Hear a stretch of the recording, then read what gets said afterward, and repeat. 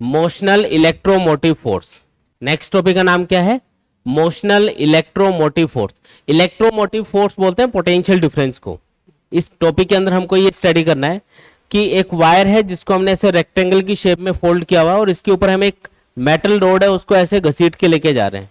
मान लो किसी velocity v से इसको खींचा जा रहा है।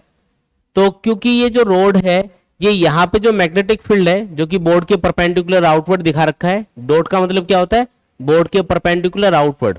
यहाँ पे जो मैग्नेटिक फील्ड लाइंस हैं वो बोर्ड के परपेंडिकुलर आउटवर्ड है और ये जो रोड है जब ये ऐसे मूव करेगी तो ये इन मैग्नेटिक फील्ड लाइंस को काटते हुए जाएगी। तो आपको ये बताना है कि इसके अंदर कितना ईएमएफ इंड्यूस होगा। अब क्योंकि ये ईएमएफ रोड के मोशन की वजह से प्रोड्यूस हो रहा है इसलिए इसको हम क्या बोलते हैं? मोशनल ईएमएफ या मोशनल इलेक्ट्रोमोटिव फोर्स बोलते हैं। केस आपको सिंपल सा दे रखा है, यहाँ पे जो मैग्नेटिक फील्ड है वो बोर्ड के परपेंडिकुलर आउटवर्ड डायरेक्शन में है जिसको डॉट के सिंबल से बता रखा है हर जगह। और ये जो कंडक्टिंग रोड है सपोज करो इसकी लेंथ है l, इसको हम मूव कर रहे हैं विद वेलोसिटी v। इसको v वेलोसिटी से ऐसे खींच के लेके जा रहे हैं और आपको कैलकुलेट करना है कि इस रोड के अंदर कितना ईएमएफ इंड्यूस होगा। कैलकुलेट करने का फॉर्मूला वही रहेगा जो पहले हमने पढ़ा था Faraday law of electromagnetic induction में। इंड्यूस्ड ईएमएफ बराबर होता है d phi by d t के। अगर आप यहाँ पे एक माइनस का सिंबल लगाते हो तो ये लेंज लॉ को रिप्रेजेंट करता है। लेंज लॉ के अकॉर्डिंग ये माइनस का सिंबल यहाँ पे लगाया जाता है। तो ये इंड्यूस्ड ईएमएफ का फॉर्मूला है अपने पास, E equal to minus d phi by d t. ठीक है। अब जब ये रोड इस तरीके से मूव कर रही होगी तो यहाँ पे आप ध्यान से देखोगे तो आपको एक लूप दिखाई देगा और ये जो लूप है जैसे जैसे रोड आगे जाएगी इस लूप का एरिया कंटिन्यूअसली इंक्रीज होता जाएगा। क्योंकि अभी मान लो रोड यहाँ पे है, फिर ये यहाँ पे पहुंचेगी, फिर यहाँ पे, तो ये जो लूप बन रहा है इसका एरिया कंटिन्यूअसली बढ़ेगा। ठीक है। अभी शुरुआत में ये x इक्वल टू 0 पे थी और अभी मान लो ये x डिस्टेंस पे चली गई। यहाँ पे कितनी दूरी पे चली गई? ऐसे मूव करते करते ये इस पॉइंट से किसी x डिस्टेंस पे आ गई। तो ये जो लूप बन रहा है इस लूप का एरिया कितना हो गया? यहाँ पे एरिया ऑफ द लूप होगा x इंटू एल के बराबर, है ना। ये रेक्टेंगल बन गया ना यहाँ पे, तो एरिया ऑफ द लूप क्या होगा? x इंटू एल के बराबर होगा। ये बात समझ में आई क्या? अब इस लूप से कितना मैग्नेटिक फ्लक्स पास होगा वो हम कैलकुलेट करेंगे। तो उसका फॉर्मूला क्या बताया था? b डॉट ए या फिर बी ए कॉस थीटा। ठीक है। अब इन तीनों की वैल्यू पुट करते हैं। Magnetic flux equal to b की जगह b लिखना है। एरिया ऑफ द लूप कितना है? l इंटू एक्स और थीटा कितना है यहाँ पे? तो इस लूप का जो एरिया वेक्टर है और जो मैग्नेटिक फील्ड है उनके बीच का एंगल लेना है ये थीटा। तो इस लूप का एरिया वेक्टर होगा इस प्लेन के परपेंडिकुलर आउटवर्ड, मैग्नेटिक फील्ड भी यहाँ पे आउटवर्ड है, दोनों के बीच का एंगल कितना हुआ? 0 डिग्री। तो थीटा 0 डिग्री है। अगर थीटा 0 पुट करोगे तो cos 0 कितना होता है? 1। तो उसकी वैल्यू आएगी 1। तो ये आ गया b into L into x. आया समझ में? ये इस लूप से पास होने वाला मैग्नेटिक फ्लक्स है जो कंटिन्यूअसली इंक्रीज होगा क्योंकि जैसे जैसे रोड इधर जाएगी x की वैल्यू बढ़ेगी और x की वैल्यू बढ़ेगी तो फ्लक्स भी बढ़ेगा। और अगर फ्लक्स चेंज हो रहा है यहाँ पे इसका मतलब इस लूप के अंदर करंट इंड्यूस होना स्टार्ट हो जाएगा। जब भी मैग्नेटिक फ्लक्स चेंज होता है किसी भी कंडक्टर से पास होने वाला तो उसमें ईएमएफ या करंट प्रोड्यूस होना स्टार्ट हो जाता है। देखते हैं कितना ईएमएफ इंड्यूस होगा इसके अंदर। तो फाई की ये वैल्यू उठा के हम इस इक्वेशन में पुट करेंगे। ये बन जाएगी E equal to minus d by d t B into L into x. जो कॉन्स्टेंट्स है उनको अलग कर लो। जैसे b यहाँ पे कांस्टेंट है, लेंथ ऑफ द रोड भी यहाँ पे कांस्टेंट है, x यहाँ पे वेरी कर रहा है क्योंकि जैसे जैसे रोड इधर जा रही है x की वैल्यू बढ़ती जा रही है, तो x यहाँ पे वेरिएबल है। ये माइनस लगा दिया मैंने और ये बचेगा dx बाई डी टी। अच्छा, ये जो dx बाई डी टी है इसी को हम वेलोसिटी बोल सकते हैं क्योंकि dx बाई डी टी का मतलब है rate of change of position of the road. जैसे रोड पहले x इक्वल टू 0 पे थी, फिर जैसे जैसे इधर जाएगी x की वैल्यू बढ़ती जाएगी और x की वैल्यू किस रेट से बढ़ रही है उसी को हम बोलते हैं velocity of the road. Rate of change of position is called velocity. तो ये आएगा माइनस बी एल और dx बाई डी टी को अगर हम v लिख देंगे तो फॉर्मूला क्या बन गया? E equal to minus B L V. ये आपका आंसर है। अगर पूछे रोड में कितना करंट इंड्यूस होगा अगर इसका रेजिस्टेंस R हो तो इंड्यूस्ड करंट के लिए क्या करना है आपको? इंड्यूस्ड करंट के लिए इंड्यूस्ड ईएमएफ को रेजिस्टेंस से डिवाइड कर देना है। इंड्यूस्ड ईएमएफ है BLV। अगर यहाँ पे सिर्फ मैग्नीट्यूड लेना है वैसे तो माइनस का सिंबल तो लेंज लॉ के अकॉर्डिंग अपन लगा रहे हैं। तो ये आएगा B L V divided by R, ये है इंड्यूस्ड करंट की वैल्यू। अभी हम इस रोड को x इक्वल टू 0 वाले पॉइंट से दूर लेके जा रहे हैं, तो इसके अंदर जो ईएमएफ इंड्यूस होगा उसको लिखा जाएगा माइनस BLV। लेकिन अगर आप इसी रोड को वापस x इक्वल टू 0 वाले पॉइंट की तरफ लेके आओगे तो जो ईएमएफ इंड्यूस होगा उसको प्लस BLV लिखेंगे। प्लस क्यों? क्योंकि जब रोड इधर जा रही होगी तो x की वैल्यू क्या हो रही होगी? डिक्रीज हो रही होगी। भाई x की वैल्यू कम होती जाएगी ना, और अगर x की वैल्यू कम होती जाएगी तो ये जो dx बाई dt है इसको माइनस v लिखना पड़ेगा, क्योंकि x की जो वैल्यू है वो डिक्रीज हो रही है और x में जो चेंज है वो नेगेटिव है, यानी कि x की वैल्यू कम हो रही है, इसलिए dx बाई dt की वैल्यू माइनस v के बराबर आएगी। तो ये बन जाएगा प्लस BLV।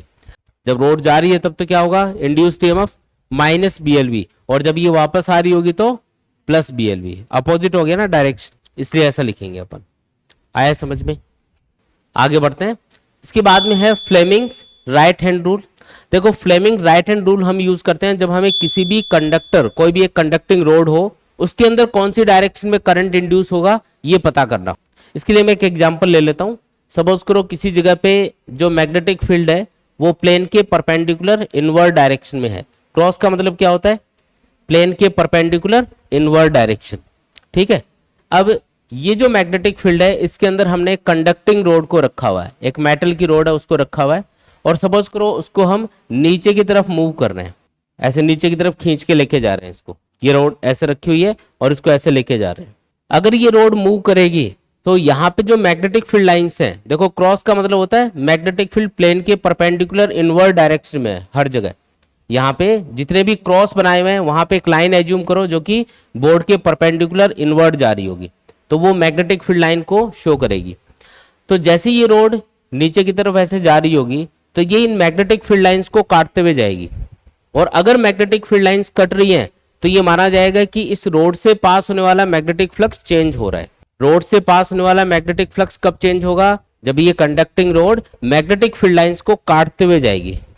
ठीक है, अगर ये रोड ऐसे मूव करती बोर्ड के परपेंडिकुलर आउटवर्ड या इनवर्ड, तो क्या ये मैग्नेटिक फील्ड लाइंस को काट पाती? सोचो, मैग्नेटिक फील्ड लाइंस ऐसे बोर्ड के परपेंडिकुलर इनवर्ड डायरेक्शन में है, ये उसके पैरेलल मूव कर रही होती रोड, तो क्या ये मैग्नेटिक फील्ड लाइंस को काटती? नहीं। अगर ये मैग्नेटिक फील्ड लाइंस को नहीं काट पाएगी तो इसके अंदर कोई भी करंट या ईएमएफ इंड्यूस नहीं होगा। इस रोड के अंदर तभी करंट इंड्यूस होता है जब ये मैग्नेटिक फील्ड लाइंस को काटते हुए जाती है, चाहे कैसे भी काटे, टेढ़े मेढ़े कैसे भी मूव करे, लेकिन ये मैग्नेटिक फील्ड लाइंस को काटते हुए जानी चाहिए। ये बात अलग है कि अगर ये परपेंडिकुलर मूव करेगी इन मैग्नेटिक फील्ड लाइंस के, अगर ये रोड परपेंडिकुलर मूव करेगी तो इसमें मैक्सिमम ईएमएफ इंड्यूस होगा, और अगर ये टेढ़ी जाएगी ना ऐसे काटते हुए तो कम ईएमएफ इंड्यूस होगा, और अगर ये पैरेलल जा रही होगी मैग्नेटिक फील्ड लाइंस के तो ईएमएफ इंड्यूस होगा ही नहीं। तो ईएमएफ इंड्यूस होने के लिए क्या जरूरी है? मैग्नेटिक फील्ड लाइंस का कट होना जरूरी है। रोड इस तरीके से मूव करे ताकि वो मैग्नेटिक फील्ड लाइंस को काटते हुए जाए। ये चीज समझ में आ गई? ठीक है जी। तो अभी देखो ये रोड जैसे नीचे की तरफ जा रही होगी तो ये मैग्नेटिक फील्ड लाइंस को काटते हुए जाएगी, इसका मतलब इसके अंदर ईएमएफ इंड्यूस होगा और करंट भी प्रोड्यूस होगा इसके अंदर। अब वो करंट कौन सी डायरेक्शन में होगा उसका पता लगाने के लिए हम Fleming right hand rule use करेंगे। अब राइट हैंड रूल ये बोलता है कि आप राइट हैंड की फर्स्ट फिंगर, मिडिल फिंगर और थंब, इन तीनों को म्यूचुअली परपेंडिकुलर रखो, और फर्स्ट फिंगर को पॉइंट करो मैग्नेटिक फील्ड की डायरेक्शन में, और जो थंब है इसको कंडक्टर के मोशन की डायरेक्शन में रखो। किधर रखना है? कंडक्टर के मोशन की डायरेक्शन में। तो मिडिल फिंगर आपको इंड्यूस्ड करंट की डायरेक्शन बताएगी। इस डायग्राम के अकॉर्डिंग सेट करते हैं इसको। देखो, फर्स्ट फिंगर किधर करनी है? इनवर्ड, क्योंकि मैग्नेटिक फील्ड इनवर्ड जा रहे हैं, जो मैग्नेटिक फील्ड है वो इनवर्ड डायरेक्शन में है।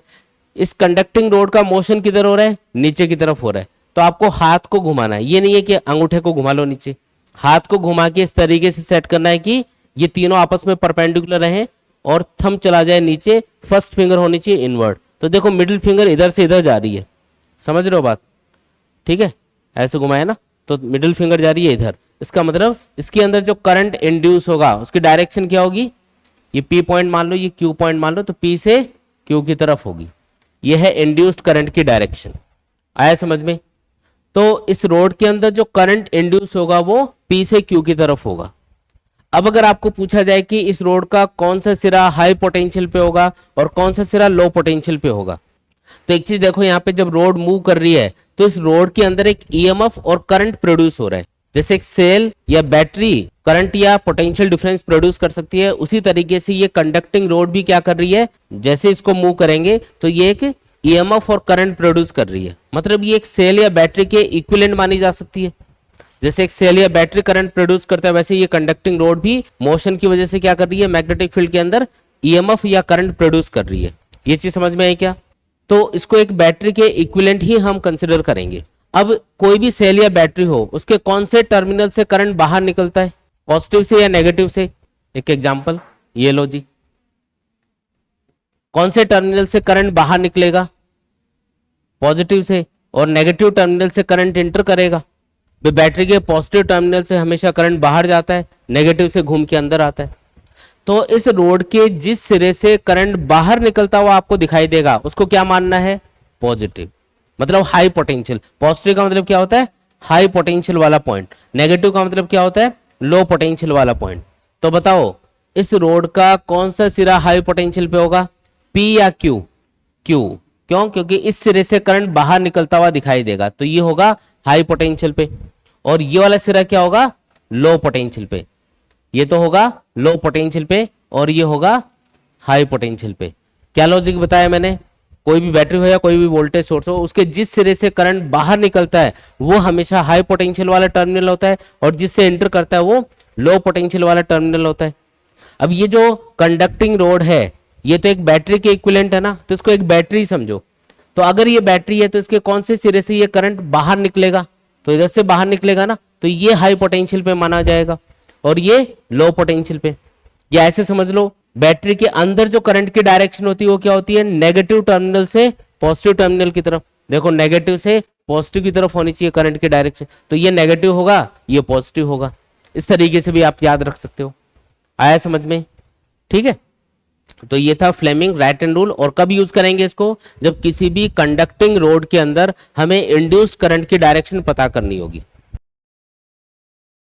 अच्छा, ये जो क्वेश्चन है ये काफी बड़ा है, मैं वैसे समझा देता हूं इसको कि इस क्वेश्चन में ये क्या बोलना चाह रहा है। ये बोला कि किसी जगह पे एक मैग्नेटिक फील्ड है जो x इक्वल टू 0 से लेके x इक्वल टू b तक है।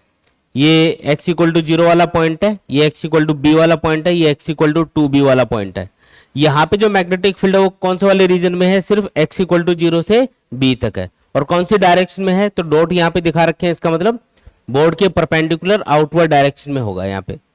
यानी कि जो मैग्नेटिक फील्ड है वो बोर्ड के परपेंडिकुलर आउटवर्ड है और सिर्फ इतने इतने रीजन के अंदर है। इसके आगे मैग्नेटिक फील्ड 0 है। यहाँ पे मैग्नेटिक फील्ड कितना है? 0। फिर इसने ये बोला कि एक रोड है हमारे पास, मान लो उसकी लेंथ है l, और इस रोड को हम पहले x इक्वल टू 0 पे रखते हैं और उसके बाद में इसको x इक्वल टू 0 से आगे लेके जाते हैं x इक्वल टू b तक, जहां तक इसको मैग्नेटिक फील्ड मिलेगा। उसके बाद में x इक्वल टू b से x इक्वल टू 2b तक इसको खींच के लेके जाएंगे, फिर वापस इसको x इक्वल टू 0 पे लेके आएंगे। मतलब इस रोड को पहले इस x इक्वल टू 0 वाले पॉइंट से दूर ले जाया जाएगा, फिर इसको वापस x इक्वल टू 0 पे लाएंगे। तो इस रोड की इस जर्नी के दौरान यहाँ पे जो मैग्नेटिक फ्लक्स है जो इस लूप से पास हो रहा होगा वो कैसे कैसे चेंज हो रहा होगा, एक तो ये बताना है आपको। फिर उसका ग्राफ भी हमको ड्रॉ करना है। साथ में जब ये रोड मूव कर रही होगी तो इसके अंदर कितना ईएमएफ इंड्यूस होगा वो आपको कैलकुलेट करके बताना है। उसका भी ग्राफ ड्रॉ करेंगे कि डिस्टेंस के साथ में वो किस तरीके से चेंज हुआ। तीसरी चीज हमको पूछी जा रही है कि जब हम इस रोड को मूव करेंगे तो हमें जो फोर्स लगाना पड़ेगा वो कितना होगा, रोड को मूव करने के लिए कितना फोर्स लगाना पड़ेगा। और फोर्थ चीज इसमें पूछी जा रही है कि कितनी इलेक्ट्रिकल पावर इसमें प्रोड्यूस होगी। तो चार चीजें हमको कैलकुलेट करनी है। कौन कौन सी? एक तो मैग्नेटिक फ्लक्स, दूसरा इंड्यूस्ड ईएमएफ, तीसरा फोर्स जो इसके ऊपर लगाना पड़ेगा इसको खींच के लेके जाने के लिए, कांस्टेंट वेलोसिटी v से लेके जाना है इसको, तो इसके लिए कितना फोर्स लगाना पड़ेगा। और फोर्थ चीज क्या कैलकुलेट करनी है? पावर, कि कितनी इलेक्ट्रिकल पावर यहाँ पे प्रोड्यूस हो रही है। ये चार चीजें हम कैलकुलेट करके देखेंगे। ठीक है, देखो वन बाय वन एक एक चीज पे आते हैं। चार ग्राफ भी ड्रॉ करेंगे। पहला जो ग्राफ है वो मैग्नेटिक फ्लक्स के और डिस्टेंस के बीच में होगा। पहले इस रोड की जो पोजीशन है वो x इक्वल टू 0 रहेगी, तो ये x इक्वल टू 0 वाला पॉइंट मान लो। फिर जैसे जैसे रोड आगे जा रही होगी तो ये x इक्वल टू b पे पहुंच जाएगी, फिर ये x इक्वल टू 2b पे पहुंचेगी, फिर ये वापस रिटर्न होगी तो x इक्वल टू 0 पे पहुंच जाएगी वापस। Sorry x equal to B पे पहले और उसके बाद में x इक्वल टू 0 पे, इस तरीके से ये मूवमेंट होगा इसका। तो ये जो रोड का मोशन हो रहा है, पहले ये दूर जा रही है वहां पे, फिर वापस आ रही है, तो इन पोजीशंस पे ये रहेगी और इसके अकॉर्डिंग मैग्नेटिक फ्लक्स कैसे कैसे चेंज हो रहा होगा उसको हम ग्राफ में ड्रॉ करेंगे। सेकंड वाला ग्राफ इंड्यूस्ड ईएमएफ के लिए रहेगा, तीसरा वाला ग्राफ फोर्स के लिए और फोर्थ इलेक्ट्रिकल पावर के लिए। तो ये ग्राफ हमको ड्रॉ करने हैं, ठीक है। पहले एक चीज पे आते हैं, देखो सबसे पहले मान लो कि ये रोड x इक्वल टू 0 पे है अभी और अब इसने चलना स्टार्ट किया है, तो कुछ टाइम बाद में ये मान लो यहाँ पे पहुंच गई, इस पोजीशन पे पहुंच गई, और ये जो पोजीशन है ये कोई x दूरी है यहाँ से, मतलब x डिस्टेंस के ऊपर ये पहुंच चुकी है। रोड की जो लेंथ है वो है मान लो l के बराबर, लेंथ ऑफ द रोड क्या है, l के बराबर है। तो रोड जब यहाँ पे इस पोजीशन पे पहुंचेगी तो ये जो एक छोटा सा लूप बनेगा, इस लूप का एरिया कितना होगा, इस लूप का एरिया ये होगा x इंटू एल के बराबर। भाई ये रेक्टेंगल बनाना है यहाँ पे, इस रेक्टेंगल का एरिया क्या होगा, x इंटू एल के बराबर। तो सिर्फ इतने इतने एरिया से जो मैग्नेटिक फ्लक्स पास हो रहा होगा वो बराबर होगा b डॉट ए, जिसका मतलब होता है बी ए कॉस थीटा। यहाँ पे थीटा 0 डिग्री है, कैसे, ये वाला जो लूप बनेगा इसका एरिया वेक्टर प्लेन के परपेंडिकुलर आउटवर्ड आएगा, यहाँ पे जो मैग्नेटिक फील्ड है वो भी आउटवर्ड डायरेक्शन में, तो दोनों के बीच का एंगल कितना हुआ, 0 डिग्री। तो जो मैग्नेटिक फ्लक्स आप लिखोगे इसके लिए इतने इतने एरिया के लिए वो बराबर होगा b, एरिया को हम लिखेंगे x इंटू एल, यानी x इंटू एल, और जो cos 0 है वो कितना हो गया 1। तो मैग्नेटिक फ्लक्स अपने पास है b into L into x, लिख देते हैं इसको, ठीक है। अच्छा ये वाला जो फॉर्मूला है ये तब तक लगेगा जब तक इस रोड को मैग्नेटिक फील्ड मिल रहा होगा, क्योंकि आगे तो मैग्नेटिक फील्ड है ही नहीं, यहाँ पे तो मैग्नेटिक फील्ड कितना है 0, तो रोड ऐसी जा रही है। तो जब तक ये यहां तक नहीं पहुंच जाती तब तक हम इस फॉर्मूले से इस लूप से पास होने वाला मैग्नेटिक फ्लक्स कैलकुलेट कर सकते हैं। तो मैं लिख देता हूं कि x की वैल्यू जब तक 0 से ज्यादा है और b से कम है, इस पॉइंट तक ये नहीं पहुंची है, तब तक हम ये फॉर्मूला अप्लाई करके मैग्नेटिक फ्लक्स कैलकुलेट करेंगे। एक चीज नोटिस करो, यहाँ पे b और l तो कांस्टेंट है, फाई की जो वैल्यू है वो x के डायरेक्टली प्रोपोर्शनल आ रही है। इसका मतलब जैसे जैसे x इंक्रीज होगा मैग्नेटिक फ्लक्स इंक्रीज होता जाएगा। तो कोई भी दो चीजें अगर डायरेक्टली प्रोपोर्शनल होती है तो उसका ग्राफ कैसा बनता है, स्ट्रेट लाइन ग्राफ बनता है, यानी कि x इक्वल टू 0 से लेके b तक जो ग्राफ बनेगा वो एक स्ट्रेट लाइन ग्राफ बनेगा इस तरीके से। समझ में आया, मैग्नेटिक फ्लक्स बढ़ता जाएगा x के बढ़ने के साथ साथ, तो ये मैंने बढ़ते हुए एक स्ट्रेट लाइन ग्राफ यहाँ पे ड्रॉ किया है। फिर जब ये x इक्वल टू बी से आगे जाएगी रोड, तो इससे पास होने वाले जो इतने इतने एरिया से पास होने वाला जो मैग्नेटिक फ्लक्स है वो हमेशा 0 रहेगा, क्योंकि यहाँ पे कोई मैग्नेटिक फील्ड है ही नहीं। लेकिन आपको तो पूरे लूप का एरिया लेना पड़ेगा। जैसे रोड मान लो यहाँ की बजाय यहाँ पे पहुंच गई, तो जब ये यहाँ पे पहुंचेगी तो इतने इतने एरिया से तो मैग्नेटिक फ्लक्स पास हो ही रहा है, बस इतने से नहीं हो रहा। तो आपको पूरे लूप का जो मैग्नेटिक फ्लक्स है वो बताना है यहाँ पे, सिर्फ इतने एरिया का नहीं। रोड तो आगे जा ही रही है, कंटिन्यूअसली ऐसे जा रही है, तो यहां से यहां तक तो मैग्नेटिक फ्लक्स बढ़ रहा था, इसके बाद में बढ़ना बंद हो गया, कांस्टेंट हो गया मतलब। तो यहां पे पहुंचने के बाद में मैग्नेटिक फ्लक्स कितना हो चुका होगा, तो बी एल, और एक्स की वैल्यू कितनी हो चुकी है यहाँ पे, बी के बराबर, इतना हो गया। और उसके बाद में इंक्रीज होना बंद हो गया, क्यों, क्योंकि आगे मैग्नेटिक फील्ड नहीं मिल रहा। तो ये वाला फॉर्मूला लगेगा, और कब तक लगेगा, जब तक रोड यहां से आगे जाएगी और वापस घूम के नहीं आती, ठीक है। तब तक हम जो मैग्नेटिक फ्लक्स है उसको कितना मानेंगे, बी एल बी के बराबर।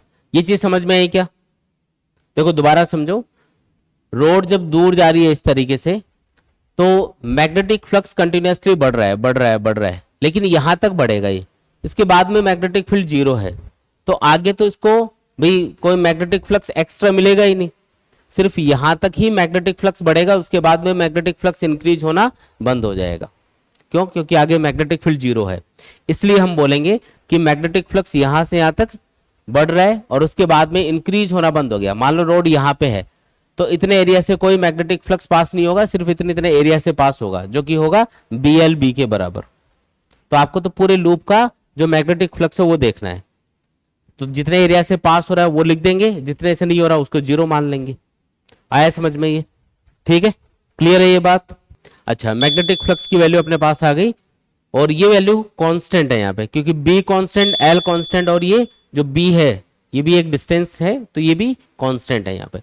तो यहाँ पे जो ग्राफ बनेगा, जब rod x equal to B से 2b तक जाएगी और 2b से वापस b तक आएगी, तब एक कांस्टेंट वाला ग्राफ बनेगा, यानी कि एक स्ट्रेट लाइन ग्राफ बनेगा, जो कि ये जो पोजीशन वाली एक्सिस है इसके पैरेलल होगा यहाँ तक। अब रोड मान लो वापस से x इक्वल टू बी पे आ चुकी है, अब ये वापस x इक्वल टू 0 की तरफ जा रही है। तो जब ये जा रही होगी तो ये x की वैल्यू क्या होती जाएगी, कम होती जाएगी। x अगर कम होगा तो इस रिलेशन के अकॉर्डिंग मैग्नेटिक फ्लक्स भी कम होता जाएगा। तो ये कम होता होता जब ये x इक्वल टू 0 पे पहुंच जाएगी रोड, तो ये कम होता होता 0 हो जाएगा। तो ये वाला ग्राफ बनेगा। तो ये हमने मैग्नेटिक फ्लक्स को चेंज होते हुए दिखाया ग्राफ में कि किस तरीके से वो चेंज हो रहा है इस रोड की जर्नी के दौरान। अब ये भी कैलकुलेट कर लेते हैं कि इसके अंदर कितना ईएमएफ इंड्यूस होगा। तो इंड्यूस ईएमएफ का फॉर्मूला क्या होता है, E equal to minus d five by d t, E equal to minus d five by d t. अब ये जो फाइव की वैल्यू है जो हमने कैलकुलेट कर रखी है, ये इसमें पुट करेंगे। तो इसको लिखेंगे E equal to minus d by d t B into L into x. अब एक चीज देखो यहाँ पे बी और एल तो कांस्टेंट है, इसलिए इंड्यूस ईएमएफ क्या आएगा, बी इंटू एल, और ये माइनस आगे लगा ही देते हैं यहाँ पे।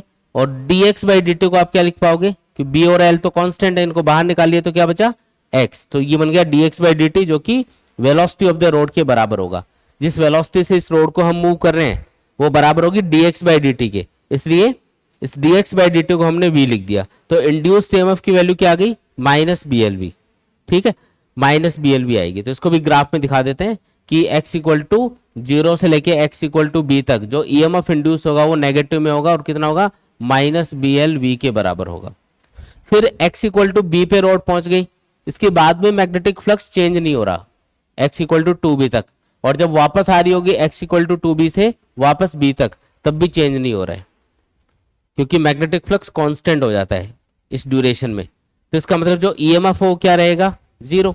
ईएमएफ इंड्यूस नहीं होगा, क्योंकि ईएमएफ इंड्यूस होने के लिए क्या जरूरी है, मैग्नेटिक फ्लक्स का चेंज होना जरूरी है। तो ग्राफ कुछ इस टाइप का बनेगा। ये वाला जो ग्राफ है ये एकदम 0 वाली लाइन पे चलेगा, इस वाली लाइन पे। ठीक है, इसके बाद में अब रोड वापस घूम के आ रही है और यहां से अब उसको वापस x इक्वल टू 0 पे जाना है। तो जब रोड वापस आ रही होगी तो x की वैल्यू क्या होती जाएगी, कम होती जाएगी। तो अभी जो हमने dx by d T V लिखा था, अब की बार उसको माइनस वी लिखना पड़ेगा, क्योंकि पहले तो x इंक्रीज हो रहा था, अब x डिक्रीज हो रहा है। अगर कोई भी चीज डिक्रीज होती है तो उसको माइनस के सिंबल से बताएंगे। यहाँ पे जो dx बाई डी टी बनेगा कब, वापस आते टाइम पे, वो माइनस वी बनेगा। अब उसको माइनस वी लिखा जाएगा, क्योंकि x में अब कमी आ रही है। तो माइनस वी लिखोगे तो ये माइनस माइनस प्लस होके प्लस बी एल वी बन जाएगा। मतलब जब रोड वापस आ रही होगी तो इंड्यूस्ड ईएमएफ होगा प्लस बी एल वी। तो ये वाला ग्राफ बनेगा, ये वाला पोर्शन आपको ड्रॉ करना है। तो ये होगा प्लस बी एल वी के बराबर। ये इंड्यूस्ड ईएमएफ का ग्राफ बन गया अपना। आया समझ में ये? ठीक है। अब तीसरा जो इसमें चीज पूछी है वो फोर्स के बारे में ये पूछ रहा है कि कितना फोर्स इसके ऊपर लगाना पड़ेगा मूव करने के लिए। तो पहले हम इंड्यूस करंट कैलकुलेट कर लेते हैं कि कितना करंट यहाँ पे इंड्यूस होगा।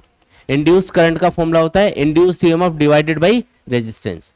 जो इंड्यूस्ड ईएमएफ हो कितना होगा, BLV। सिर्फ मैग्नीट्यूड लेना वहां पे, यहां से यहां तक ईएमएफ इंड्यूस होगा, आगे तो होगा ही नहीं। तो यहां से यहां तक करंट इंड्यूस होगा सर्किट के अंदर, उसके बाद में नहीं होगा। तो वो जो इंड्यूस करंट है उसको कैलकुलेट करना है, तो E की जगह हम लिखेंगे BLV डिवाइडेड बाई R, ये लिख देंगे। आया समझ में? ठीक है, अच्छा जी। तो इंड्यूस्ड करंट हो गया BLV डिवाइडेड बाई R। अब जब रोड को ऐसे मूव किया जाएगा तो इसके अंदर एक करंट इंड्यूस हो रहा है। अब उस इंड्यूस्ड करंट की डायरेक्शन भी हम लोग देख लेते हैं, कौन सी डायरेक्शन में वो करंट इंड्यूस होगा। तो रोड का मोशन इधर हो रहा है और मैग्नेटिक फील्ड है बोर्ड के परपेंडिकुलर आउटवर्ड।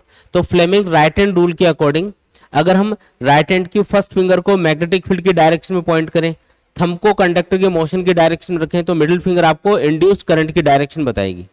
तो यहाँ पे जो मैग्नेटिक फील्ड है वो बोर्ड के परपेंडिकुलर आउटवर्ड है, तो फर्स्ट फिंगर को आउटवर्ड कर लो। कंडक्टर का मोशन किधर हो रहा है, मोशन ऑफ द कंडक्टर इधर हो रहा है। किधर हो रहा है मोशन ऑफ द कंडक्टर, इधर। तो हाथ को इस तरीके से घुमाना है कि जो थंब है वो कंडक्टर के मोशन की डायरेक्शन में आ जाए।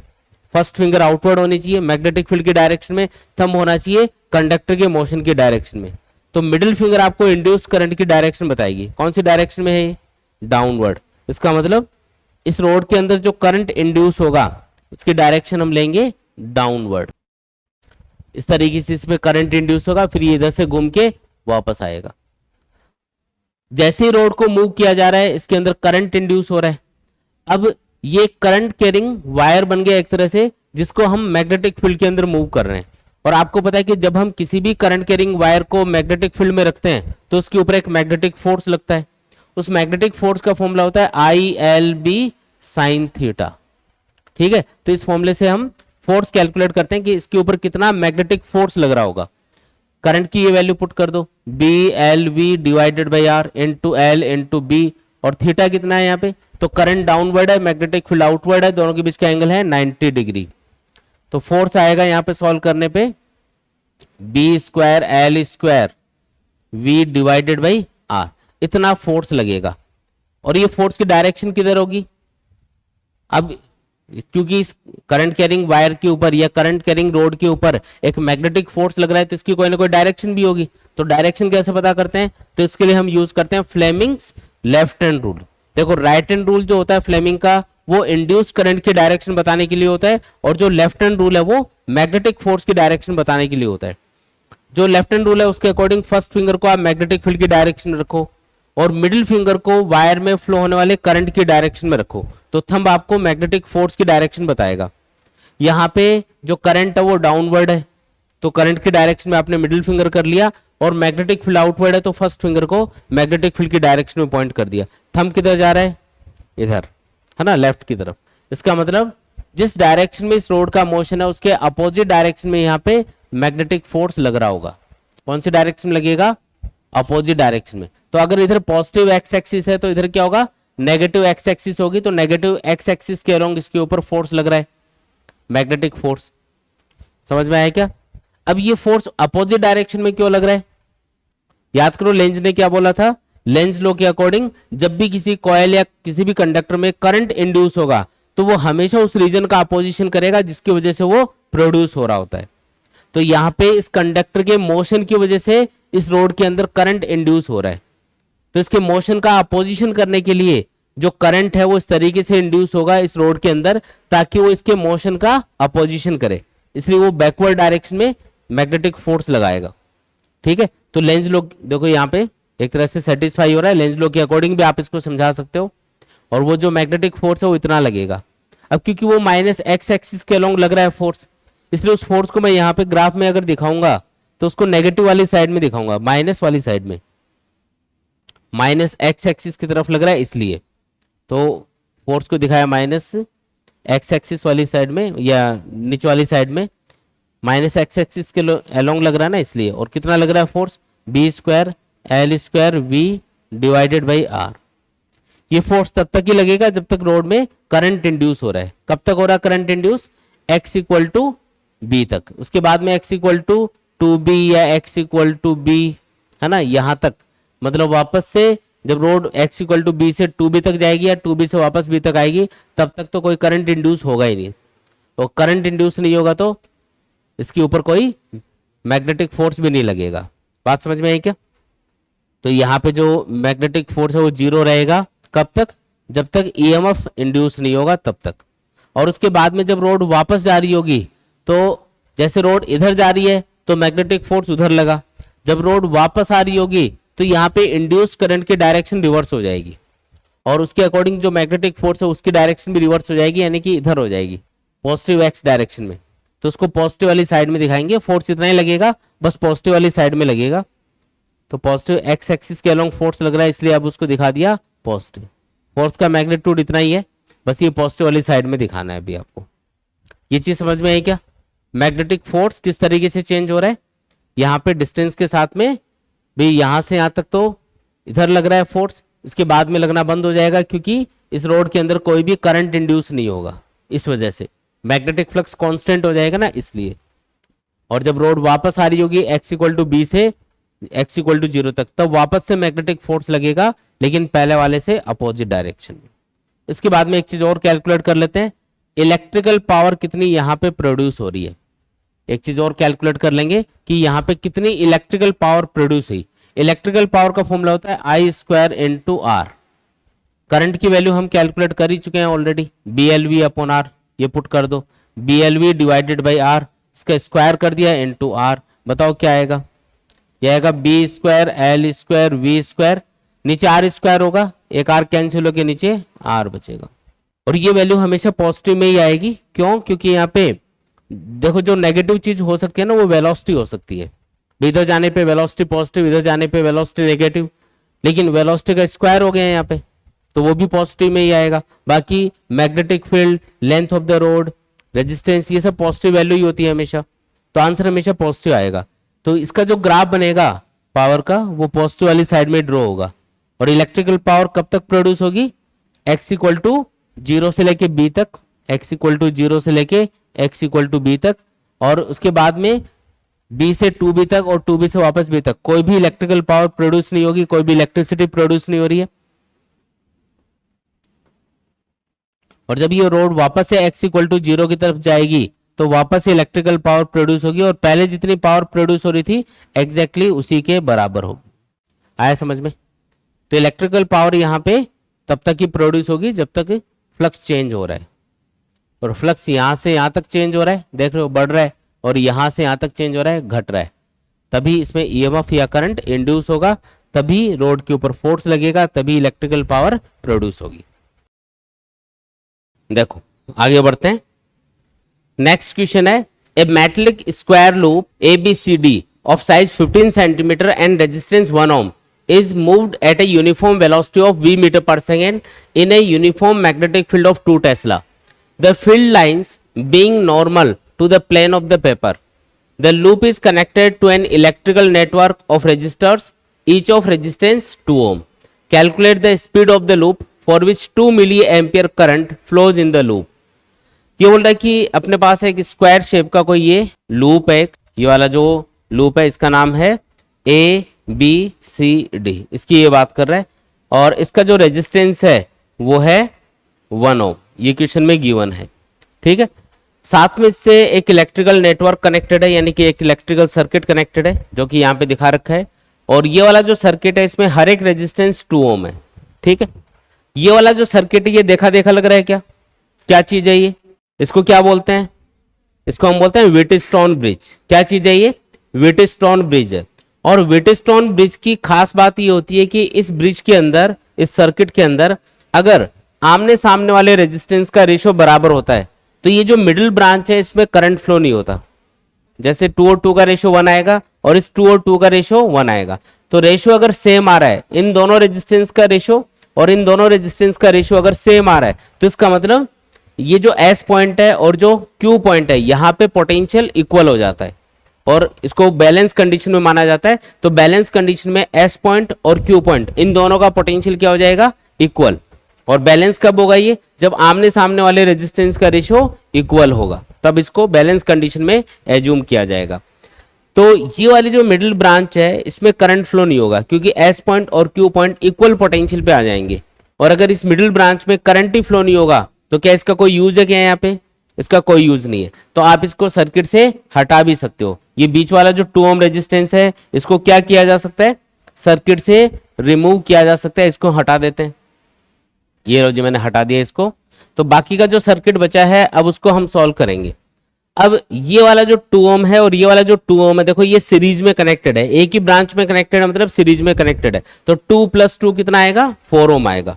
सीरीज में डायरेक्टली रेजिस्टेंस को ऐड किया जाता है R1 + R2 इस तरीके से। तो 2 + 2 क्या आया, 4। और इधर भी ये वाले दोनों रेजिस्टेंस एक ही ब्रांच में कनेक्टेड है, तो ये भी सीरीज में है, तो 2 + 2 ये भी 4 आएगा।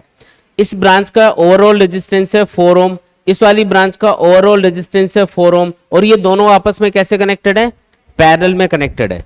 ये वाली ब्रांच और ये वाली ब्रांच, ये दोनों देखो P और R पॉइंट के बीच में कनेक्टेड है, इसका मतलब ये दोनों पैरेलल में कनेक्टेड है।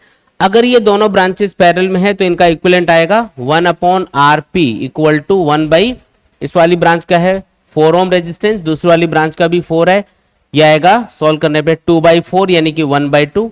तो इससे RP की वैल्यू क्या आएगी, उल्टा करो इसका, RP = 2 ओम आएगा।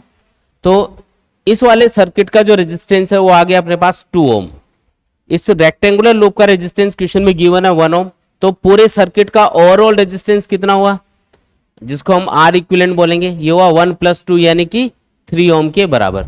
तो पूरे सर्किट का रेजिस्टेंस 3 ओम है।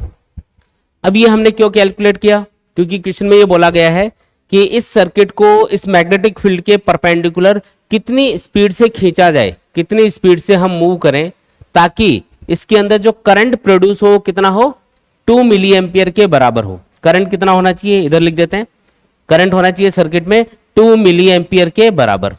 तो इतना करंट प्रोड्यूस करने के लिए इस लूप को कितनी वेलोसिटी से खींच के लेके जाना पड़ेगा, ये आपको पूछा जा रहा है।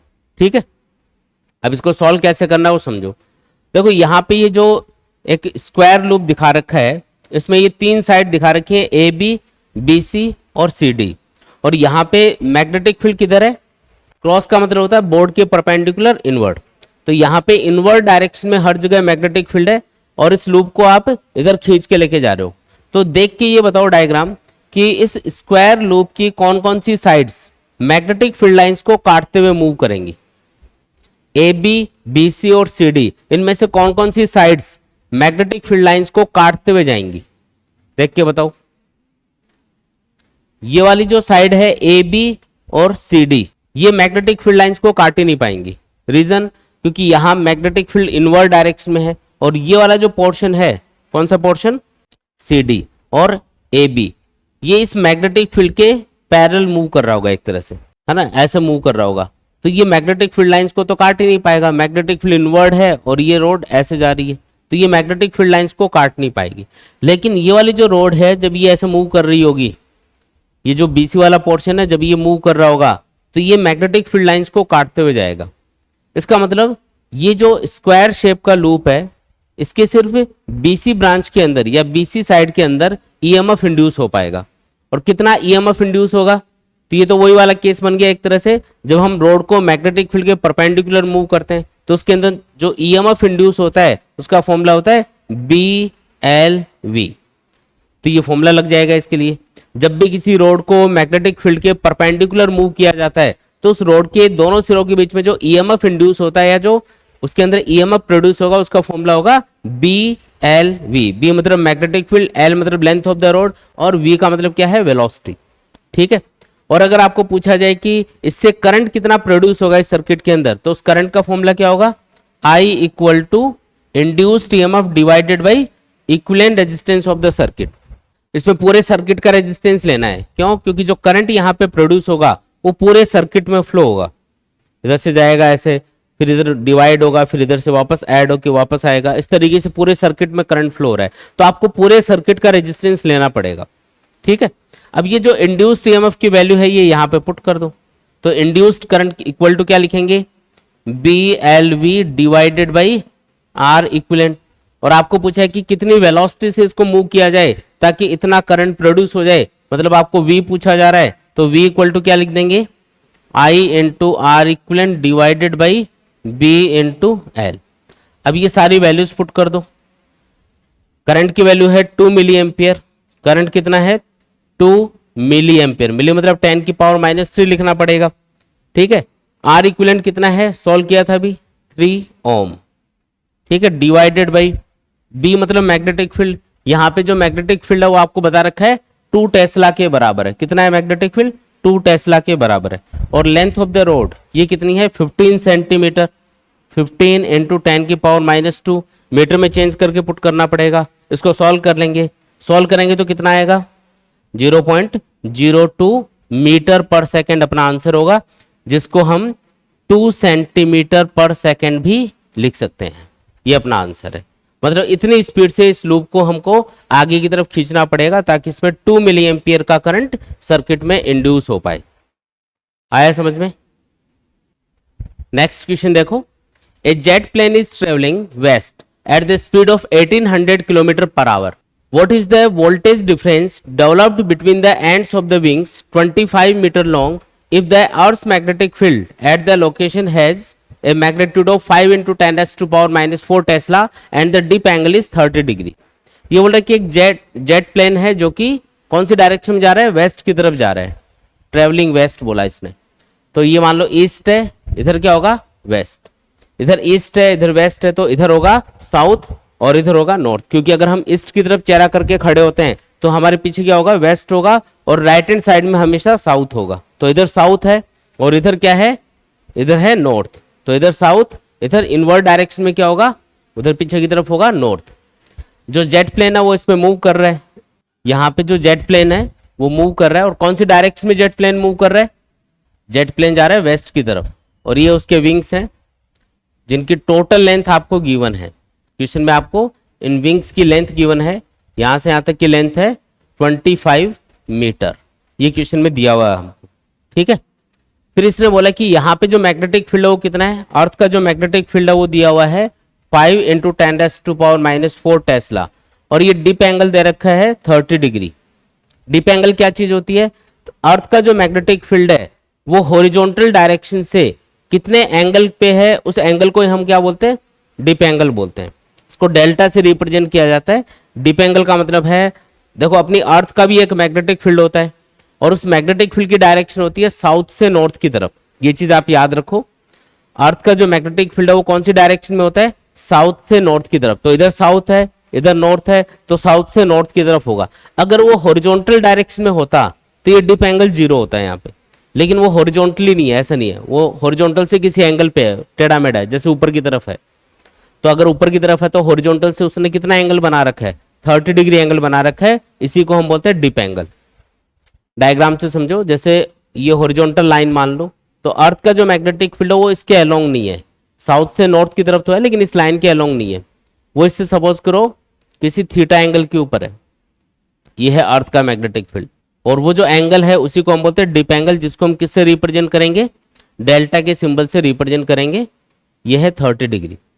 अब अगर मैं इस अर्थ के मैग्नेटिक फील्ड के कंपोनेंट्स कर लूं, समझने के लिए हम इसके कंपोनेंट्स कर रहे हैं, तो इसका जो हॉरिजॉन्टल कंपोनेंट आएगा, मतलब साउथ से नॉर्थ की तरफ जो कंपोनेंट आएगा, साउथ से नॉर्थ की तरफ होगा ना अर्थ का मैग्नेटिक फील्ड, तो साउथ से नॉर्थ की तरफ जो कंपोनेंट आएगा वो आएगा बी cos 30 डिग्री, और जो वर्टिकल कंपोनेंट आएगा वो कितना आएगा, बी sin 30 डिग्री। अर्थ का जो मैग्नेटिक फील्ड है वो हॉरिजॉन्टल डायरेक्शन में नहीं होगा, हॉरिजॉन्टल से किसी डेल्टा एंगल पे है। तो हमने क्या किया, इस मैग्नेटिक फील्ड के कंपोनेंट कर लिए। एक तो हमने कंपोनेंट किया साउथ से नॉर्थ की तरफ, मतलब हॉरिजॉन्टल डायरेक्शन में, और एक किया हमने वर्टिकल डायरेक्शन में। तो हॉरिजॉन्टल कंपोनेंट है बी cos 30 और वर्टिकल कंपोनेंट है बी sin 30। ये बात समझ में आई क्या? अब इसको मैं डायग्राम में दिखा रहा हूँ। वर्टिकल कंपोनेंट किधर है, ऊपर की तरफ, तो इसको ऐसे दिखा दो, ये हर जगह पे ऊपर की तरफ ही होगा। तो ये है वर्टिकल कंपोनेंट, बी वी लिख देते हैं इसको, छोटा सा वी मतलब वर्टिकल। और ये कौन सा है, हॉरिजॉन्टल कंपोनेंट, इसके लिए एच का सिंबल लगा देते हैं। Horizontal component of the earth's magnetic field किधर लेना है, साउथ से नॉर्थ की तरफ, मतलब इनवर्ड डायरेक्शन में। तो यहाँ पे जो इनवर्ड का सिंबल मैं ड्रॉ कर रहा हूँ, क्रॉस का मतलब इनवर्ड, ये हॉरिजॉन्टल मैग्नेटिक फील्ड के लिए है। और ये जो एरो मैंने ड्रॉ किया है यहाँ पे इस बोर्ड वाले प्लेन में, ये है वर्टिकल कंपोनेंट को बताने के लिए। ये वाला एक और लाइन ड्रॉ कर देते हैं। इस तरीके से अर्थ के मैग्नेटिक फील्ड का वर्टिकल कंपोनेंट हमने दिखा रखा है। तो क्रॉस का मतलब है हॉरिजॉन्टल कंपोनेंट, और एरो का मतलब क्या है यहाँ पे, वर्टिकल कंपोनेंट। ठीक, अब जेट प्लेन को इमेजिन करो जाते हुए। जेट प्लेन इधर जा रहा है, तो जब ये इधर जा रहा होगा तो इसके जो विंग्स हैं वो कुछ इस तरीके से होंगे।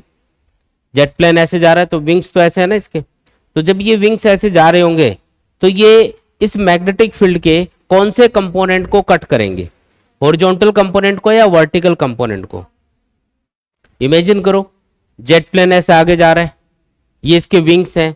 जब ये ऐसे मूव कर रहा होगा जेट प्लेन, तो इसके जो विंग्स हैं वो यहाँ पे जो वर्टिकल कंपोनेंट है अर्थ के मैग्नेटिक फील्ड का, उसको कट करेंगे, या हॉरिजॉन्टल कंपोनेंट है उसको कट करेंगे?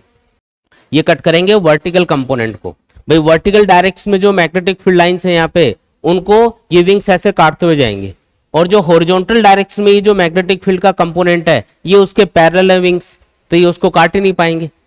आप इमेजिन करो यहाँ पे जहां जहां हमने क्रॉस बना रखे हैं वहां पे एक लाइन इमेजिन करो जो बोर्ड के परपेंडिकुलर इनवर्ड डायरेक्शन में जा रही है, और जेट प्लेन जब ऐसे जा रहा होगा तो इसके जो विंग्स हैं, ये वाले विंग्स हैं, ये जो हॉरिजॉन्टल कंपोनेंट है इसके पैरेलल होंगे, तो इसको काट ही नहीं पाएंगे। ये काटेंगे सिर्फ vertical component of the earth's magnetic field को।